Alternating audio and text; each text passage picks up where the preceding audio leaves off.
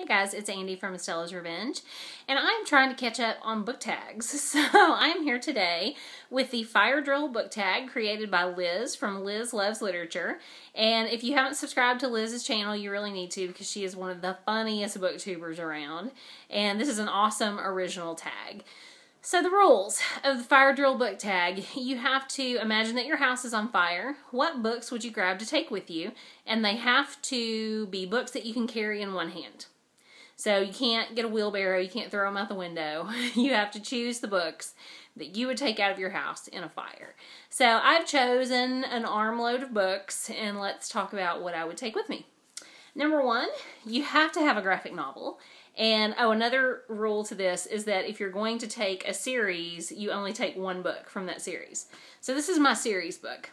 I'm a huge fan of Fables by Bill Willingham. And so rather than take one volume of the series, I would take 1001 Nights of Snowfall, which is a compendium of many, many stories dealing with the Fable characters. It's set up like Snow White telling a bunch of different stories. And so these are all by different authors and different illustrators, and it is a gorgeous book. So if I'm going to take a representative from the Fable series, this would be the one. I would also take The Red Tent by Anita Diamant. This is a book I read back in 2001, and it was one of the first books that I read because of people online recommending this book to me. And it's also one of the first historical fiction novels that I really, really, really loved. And so I've had it on my shelves all of these years, and it's one that I probably want to reread more than almost any other book on my shelves. So I would take this. I would also take one of my favorite novels, contemporary novels, that I've read in the last few years, and this is Wicked by Gregory Maguire. And I didn't know what I was getting myself into when I read Wicked. It was much more political and much more scandalous, I guess. A lot less nice and a lot less sweet than The Wizard of Oz I usually think about with Judy Garland. It's not that Wizard of Oz. And so this is the story of the Wicked Witch, how she came up, how she became the evil woman that she is portrayed as. And it was just a lot more complicated and a lot more thoughtful than I expected it to be. So this is another one I would want to take with me. Probably a surprise to no one is Great Expectations by Charles Dickens. And I have a beautiful Penguin Deluxe Classics edition of this book, but I would actually choose to take this regular Penguin Classics edition because it's my reading copy. I've read this copy several times. I think it's a beautiful cover, and it's just well worn and well loved, and it has a lot of notes in it. So I have to have a copy of Great Expectations, and it would be this one. I would also take one of my favorite books from childhood, and this is Behind the Attic Wall by Sylvia Cassidy.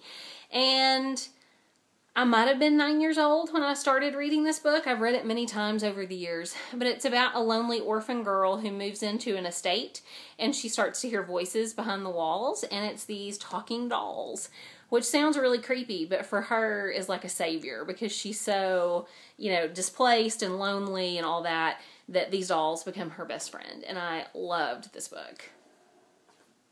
And last but certainly not least, two of the books that I've had for a long time, but are more like collector, antique books. The first, as I drop it on the floor, the first is The Puppy That Found a Home. And this is just like an old Rand McNally Jr. Elf book. It's a little Christmas book. It's super cute, adorable illustrations, and I would want to preserve that. The other is a gorgeous book. It's called Christmas is a Time of Giving by Joan Walsh England, and this is a little antique book that my aunt gave to me when I was a younger person. I'm trying to remember how old I was. I was a little girl, so I was probably 8 or 9. And I've just always thought this was the most beautiful, sweet little book. And yeah, it's got some really pretty black and white illustrations in it. And I just love it. I think it's a great book. So I would definitely want to preserve that.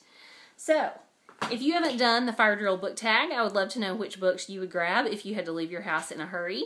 And make sure to visit Liz's original video down below. Bye.